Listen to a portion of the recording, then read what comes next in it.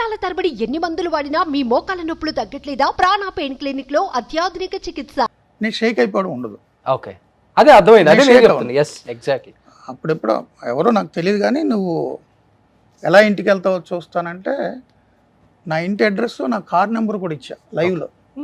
ఇది ఈ కార్లో వెళ్తా, ఒక్కడనే వెళ్తా, ఇది నా ఇంటి అడ్రస్, ఏదైనా చేసుకోని. సో నేను లైవ్లో ఉన్నప్పుడు నన్ను ఎవరో బెదిరిస్తే బెదిరిపోయే రకం నేను కాదు. అది నా ఫస్ట్ నుంచి ఉందా సార్ ఇది? నేను రిపోర్టింగ్లో ఉన్నప్పటి నుంచి కూడా. ఓకే, నేను రిపోర్టింగ్లో ఉన్నప్పుడు నేను చేసిన స్టోరీలకు ఇబ్బంది పడి, అప్పటి ప్రభుత్వంలో ఉన్న మంత్రులు, ఎమ్మెల్యేలు నేను చేసిన స్టోరీలకు ఇబ్బంది పడిన అప్పుడు పోలీస్ కమిషనర్లు కూడా నాకు వార్నింగ్లు ఇచ్చారు. నేను ఈనాడులో ఉన్నప్పుడు నా ఆఫీస్ చుట్టూ జీప్లు, నా రూమ్ చుట్టూ కార్లు, చాలా బెదిరింపు కాల్సి వచ్చినాయి. ఫీల్డ్లో ఉన్నప్పుడు కూడా నేను బెదిరేవాడిని కాదు, బట్ అది పబ్లిక్కి తెలియదు. ఓకే, నేను షోలో ఉన్నప్పుడు, లైవ్ స్టూడియోలో ఉన్నప్పుడు కూడా అలా బెదిరిస్తే నా రియాక్షన్ అలా ఉంటుంది. సో నేను ఒకళ్ళు లిమిటెడ్ చేయడం, నేను ఆ లైవ్ చూస్తానే కూర్చున్నా. చాలామంది నా స్టూడియోలో ఉన్నప్పుడు పేర్లు ఎందుకు కానీ అప్పుడు అధికార పార్టీ ఎమ్మెల్యేలు కూడా వచ్చారు, ఏదో రియల్ ఎస్టేట్ దందాలు చేశారంటే స్టూడియోలోకి వచ్చి లైవ్లో మాట్లాడతా ఫ్లోలో నాకు వాన్ చేశారు. నేను రియాక్ట్ అయ్యాను, సరే తేల్చేసుకుందాం అంతే. ఒకళ్ళు లిమిటెడ్ చేయడానికి ఏమి ఉండదు నాకు. అంటే ఇప్పుడు ఈ 780s నుంచి బిఫోర్ అంటే శాటిలైట్ మీడియా అంత మీరు చెప్పేదంత ఉధృతంగా లేదు. ఒక రకంగా చెప్పాలంటే డబుల్ డిజిట్కే పరిమితమైన ఛానల్సే ఉన్నాయి. ఏ ఛానల్ చూసినా కానీ మా టీఆర్పీ రేటింగ్ ఫస్ట్ రావాలి, మాది రావాలన్న దాని మీదే ఆలోచించారు. కానీ ఒకరికి ఏదైనా అయితే మనం ఎలా సేవ్ చేసుకోవాలి, మన అందరం ఎలా ఐక్యం అవ్వాలనేది లేదు. ఎప్పుడైతే ఈ 780s నుంచి డిజిటల్ మీడియా ఎంత ఉధృతంగా వచ్చిందో, శాటిలైట్ మీడియాని కూడా శాసించే విధంగా వచ్చిందని చెప్పుకోవచ్చు. ఈరోజు ఒక న్యూస్ ఎప్పుడన్నా ఫస్ట్ చూడాలంటే ఇవాళ రేపు అందరూ కూడా అంటే పరిణామక్రమం అలా అయిపోయి, పరిణామక్రమంలో మీడియా మారుతుంది. ఫస్ట్ ఓన్లీ ప్రింట్ ఉండేది, ఓన్లీ రేడియో ఉండేది, తర్వాత టీవీ వచ్చింది, టీవీ తర్వాత ఇప్పుడు డిజిటల్ మీడియా వచ్చింది. ఒకప్పుడు జర్నలిస్టులు, ట్రైన్డ్ జర్నలిస్టులు దీనికి సంబంధించి ఉండేది, ఇప్పుడు ప్రతి ఒక్కరు జర్నలిస్ట్ అయ్యారు. సో ప్రతి ఒక్కళ్ళు డిజిటల్ మీడియా చేతిలోకి వచ్చేసరికి వాళ్ళ ఒపీనియన్ వాళ్ళు చెప్తున్నారు. మీకు మీడియాకు సంబంధించి ప్రత్యేక చట్టాలు ఏం ఉంటాయి, కానీ ప్రత్యేక హక్కులు, మీడియా స్వతంత్రం ఎలా వచ్చిందంటే freedom of expression and speech. So article 19(1)A రాజ్యాంగం ప్రజలకు కల్పించిన భావ ప్రకటన స్వేచ్ఛ, అదే మీడియాకి బేస్. సో ప్రజల హక్కే అది, ఎవరిది వాళ్ళు చేసుకుంటున్నారు. డిజిటల్ మీడియా ఇంకా విస్తృతం అవుతుంది. ఇంత ఉధృతంగా వచ్చినప్పుడు సార్, ఇప్పుడు మీరు చెప్పినట్టు ఈ థ్రెటనింగ్ కాల్స్ ఇవన్నీ మీడియాకి లేదు ఇప్పుడు అసలు. ఒక రకంగా చెప్పాలంటే ఇప్పుడు చాలా తక్కువ. అంటే ఇప్పుడు చంపేస్తున్నారు కదా చాలా. మీరు ఎదుర్కొన్నాయి అనేది అసలు మనం ఒకసారి ఆలోచించడం కూడా ఆలోచించలేదు. మిమ్మల్ని కొట్టిన సందర్భాలు ఉన్నాయి, చాలా ఉన్నాయి. దేశద్రోహం కేసులు కూడా ఉన్నాయి. మీ మీద ఎన్ని కేసులు ఉన్నాయి, ఎంతమంది భయపెట్టారు చంపేస్తామని, నరాలు కోసారు. అంటే మనం ఎంచుకున్న మార్గం అలాంటిది కదా రోషన్ గారు. అసలు ఇంటికి వెళ్తామా లేదా అన్నట్టుగానే వెళ్తారు. ఇంట్లో వాళ్ళు కూడా ప్రిపేర్డ్, ఒక పర్టికులర్ టైం షో అయిన తర్వాత వీడు ఇన్ని గంటలకు వచ్చి తలుపు కొడతాడు. తలుపు కొట్టలేదు, ఫోన్ స్విచ్ ఆఫ్ చేసిందంటే ఎక్కడికి వెళ్ళిపోయాడు. మళ్ళీ ఎప్పుడు కాంటాక్ట్ వస్తాడు, వాడే కాంటాక్ట్ అవ్వాలి. అంటే పోలీస్ కేసులా, అటాక్సా, లేదు హైడ్కి వెళ్ళాడా, ఇంకా ప్రిపేర్డ్. ఎప్పుడు ఒంటి నిండా నెత్తతో ఎన్నిసార్లు ఇంటికి వెళ్ళి ఉంటారు మీరు నిజంగా? ఇంటికి కానీ హాస్పిటల్కి కానీ ఒక 5-6 సార్లు. 5-6 సార్లు. ఇంకా లీడర్ అయిపోయాడు మన మూర్తి అనుకున్న 2-3 సందర్భాలు ఉన్నాయి. విజయవాడలో అయితే 2-3 రోజులు హాస్పిటల్లోనే ఉన్నాను. అధికార పార్టీ వాళ్ళే కొట్టించారా? ఇప్పుడు నన్ను ఏదో అంటారు కదా, అప్పుడు అధికార పార్టీ తెలుగుదేశం. తెలుగుదేశం అధికారంలో నన్ను అంటారు కదా తెలుగుదేశం ఫేవర్ అని. ఎందుకంటే నా స్టాండ్ ఏంటంటే రోషన్ గారు, డే 1 నుంచి నేను జర్నలిజాన్ని ఒక ఉద్యోగంగానో వృత్తిగానో చూడలే. Service through journalism. సో దేశానికి అన్నం పెట్టే రైతు ఎంత ముఖ్యమో, దేశాన్ని కాపాడే సైనికుడు ఎంత ముఖ్యమో, అంతర్గతంగా దేశానికి సమాచారం ఇచ్చి ప్రజలు తమ ఎన్నుకున్న ప్రభుత్వంలో ఏం జరుగుతుంది అనేది ఎలక్టరేట్కి మ్యాండేట్ వాళ్ళు తీసుకుంటారు డెసిషన్, బట్ ఎలక్టరేట్కి ఉన్న విషయాన్ని ఎక్స్ప్లెయిన్ చేయాల్సిన బాధ్యత జర్నలిస్ట్ అని నా ఉద్దేశం. సో ప్రభుత్వాలు తాము చేసిన ప్రతి చిన్న పని నుంచి పెద్ద పని వరకు వాళ్ళు ప్రచారం చేసుకోవడానికి వాళ్ళకు ప్రత్యేక యంత్రాంగం ఉంటుంది.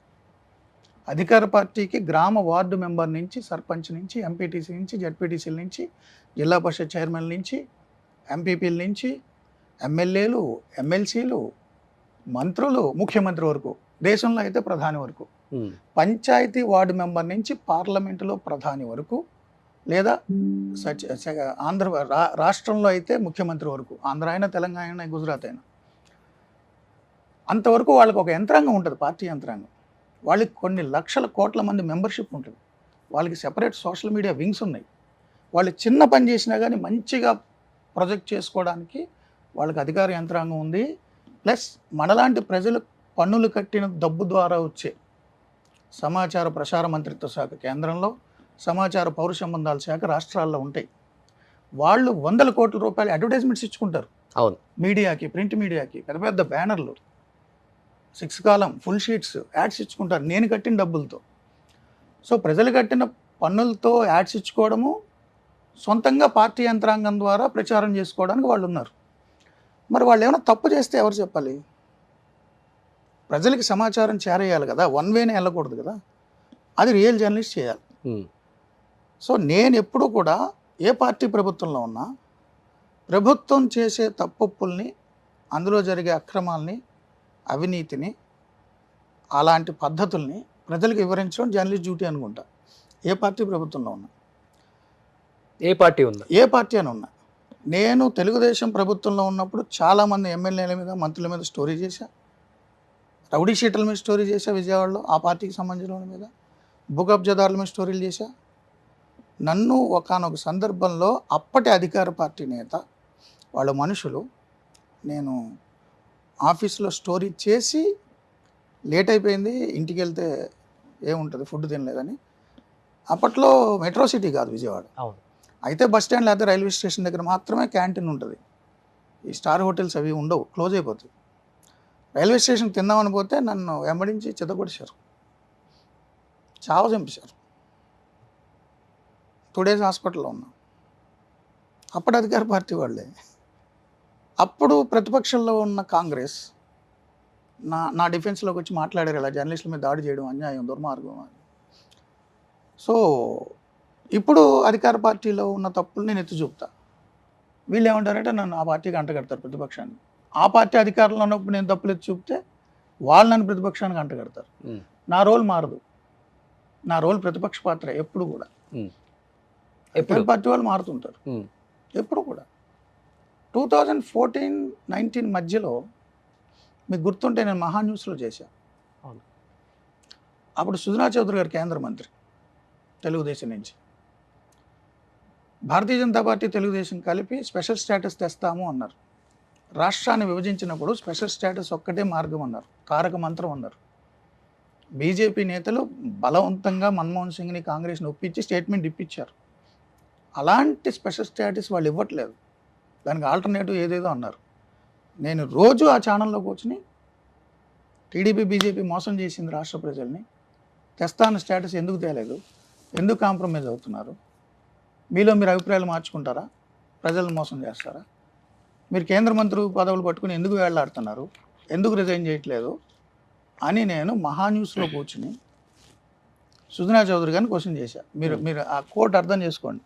అవును, మహాన్యూస్లో కూర్చొని సుజనా చౌదరి గారిని క్వశ్చన్ చేశాను. ఎవరిది మహాన్యూస్ అప్పట్లో అనుకునేవారు. నేను 13 జిల్లాలు తిరిగి బీజేపీ, తెలుగుదేశాన్ని నిలదీశా. నా మీటింగ్స్కి విజయసాయి రెడ్డి గారు లాంటి వాళ్ళు వచ్చి నన్ను అప్రిషియేట్ చేసేవారు.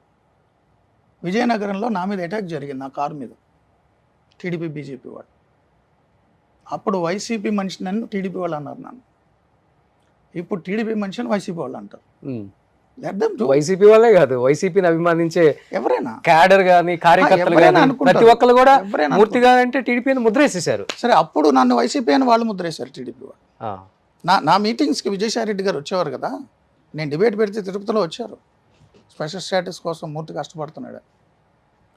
సహజం, నేను పార్టీలను పట్టించుకోను, ట్యాక్స్ కూడా పట్టించుకోను. మీలో ఒక ప్రత్యేకత అందరికి నచ్చేది ఏంటంటే ఏ ఛానల్ మారినా కానీ ఆ ఛానల్ పేరు ముందు మీ పేరు కూడా వస్తుంది.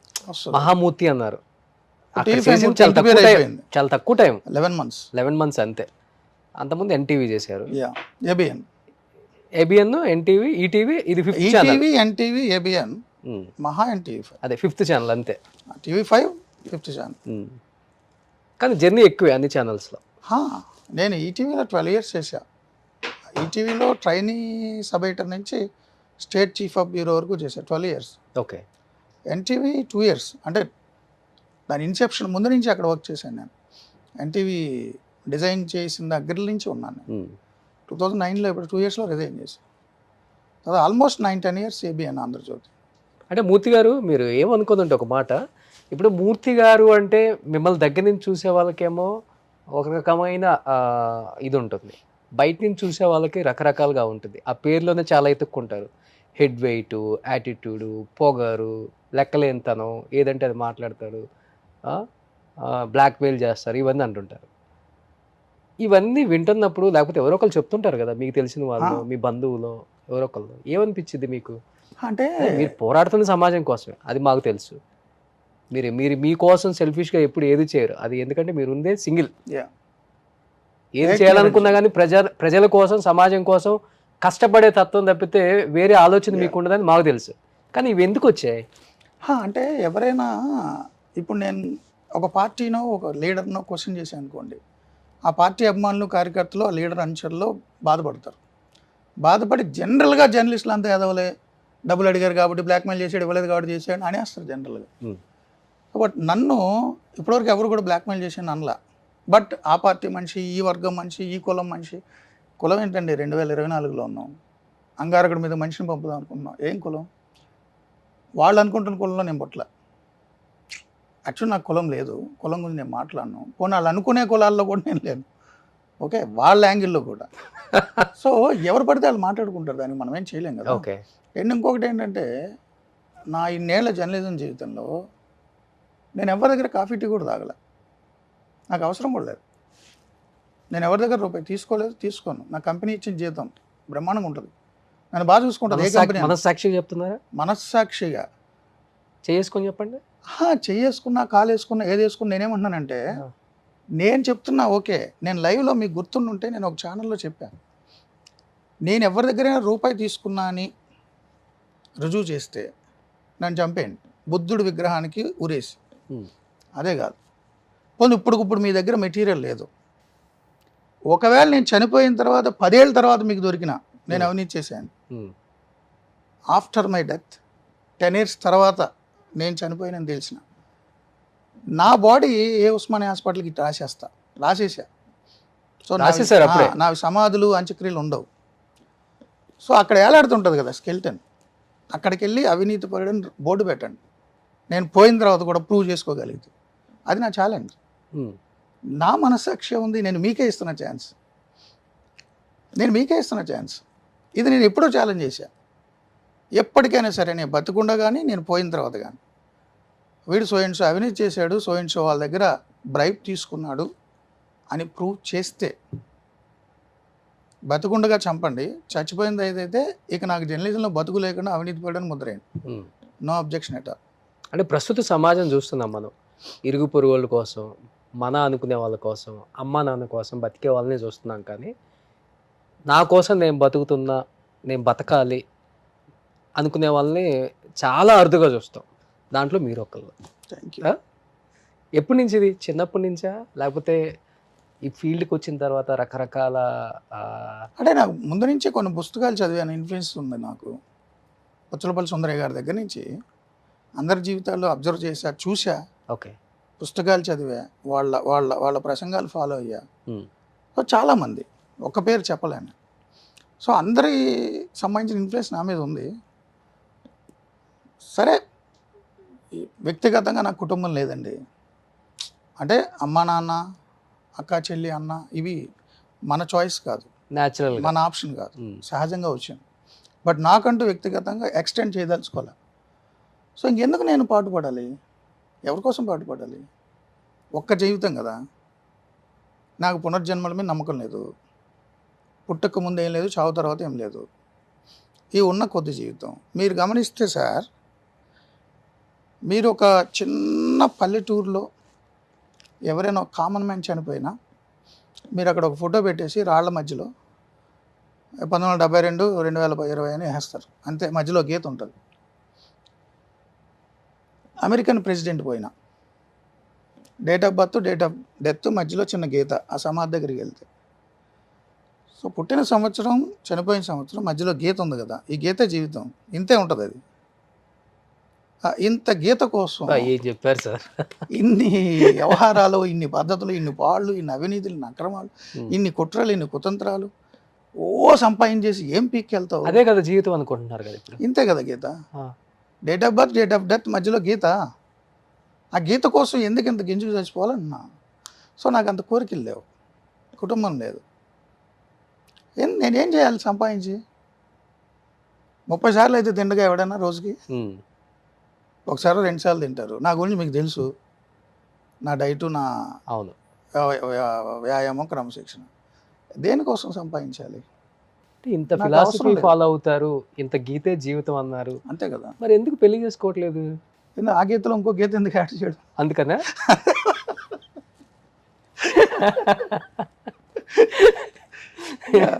ఆ గీతలో ఇంకో గీత యాడ్ చేసి 2 గీతలు వస్తాయి మళ్ళీ. అడ్డగీతలు, నిలువు గీతలు ఎందుకండి? ఇంతే కదా ముక్క. పర్సనల్ అంటే నాకేం లేదు, దానికి పెద్ద ఫిలాసఫీ లేదు, పాడు లేదు. కానీ ఓకే, సమాజం ఏదో అందంగా ఉంటారు చూడటానికి, సమాజం మంచి బాడీ, ఫిజిక్, హీరో లాగా ఉంటారు, డైరెక్టర్ అయ్యారు. కానీ కాదు నేను ఏమంటానంటే, ఫైనాన్షియల్ ఇండిపెండెన్స్ కంటే ఎమోషనల్ ఇండిపెండెన్స్ ముఖ్యం. అంటే ఎమోషనల్గా మనం ఒకళ్ళ మీద డిపెండ్ అవ్వకూడదు, మన మీద ఎవరు డిపెండ్ అవ్వకూడదు.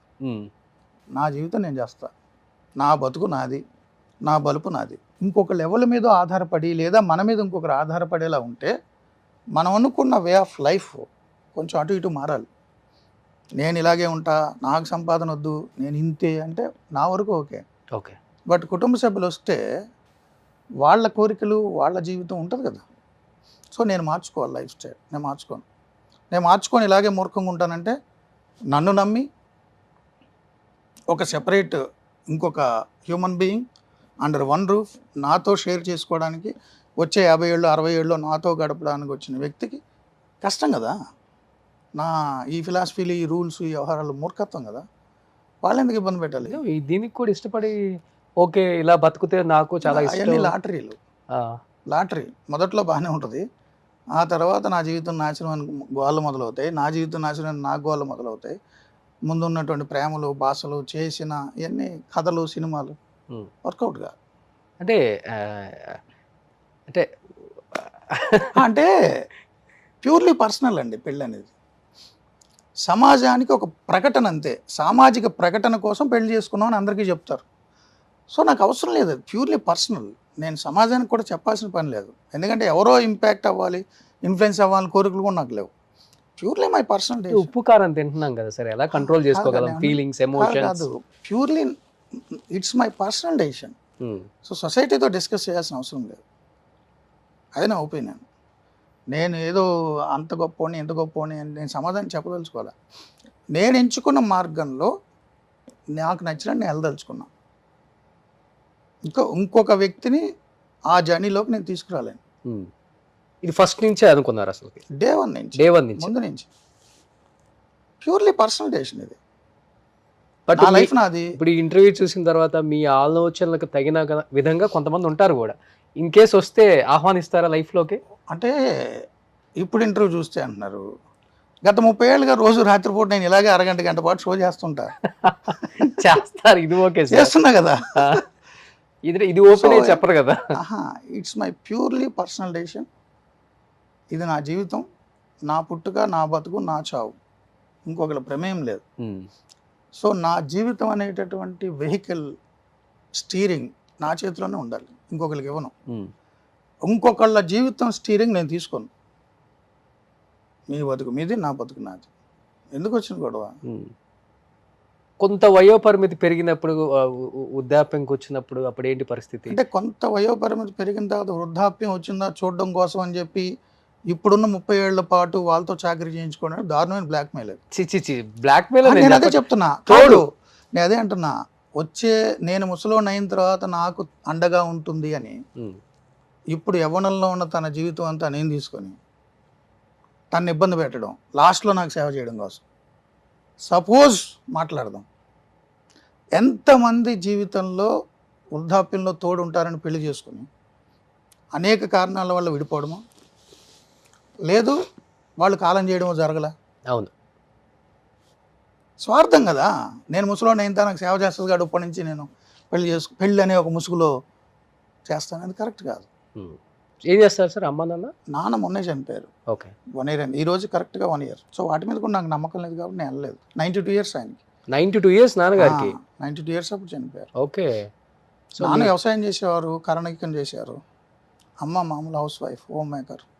సో మీ సక్సెస్ని బాగా చూసారు నాన్నమ్మ? చాలా బాగా చూశారు. బాగా ప్రౌడ్ నాన్న బాగా ప్రౌడ్ ఫీల్ అవుతారు. నన్ను పోలీసులు తీసుకెళ్ళినప్పుడు, అప్పుడు టీవీలో చూసినప్పుడు జనం అంతా భయపెట్టి ఆయన దగ్గరికి వెళ్ళి మాట్లాడినా ఆయన పెద్ద వరి అయ్యేవారు కాదు. వాడు ఎంతేనండి, అది వాడి జీవితం అనేవారు. ఉండంగా ఉండంగా వాళ్ళు కూడా మీ రూట్లోకి వచ్చేసారు అసలుకి. నాన్న కూడా ఎప్పుడు పెళ్లి చేసుకోమని అనలే, లైఫ్లో ఒకసారి కూడా అనలే. నీ లైఫ్ నీ ఇష్టం రా అన్నారు. సుమన్ టీవీలో మీ పర్సనల్ అండ్ బిజినెస్ ప్రమోషన్స్ కోసం కింది నెంబర్కి కాంటాక్ట్ చేయండి.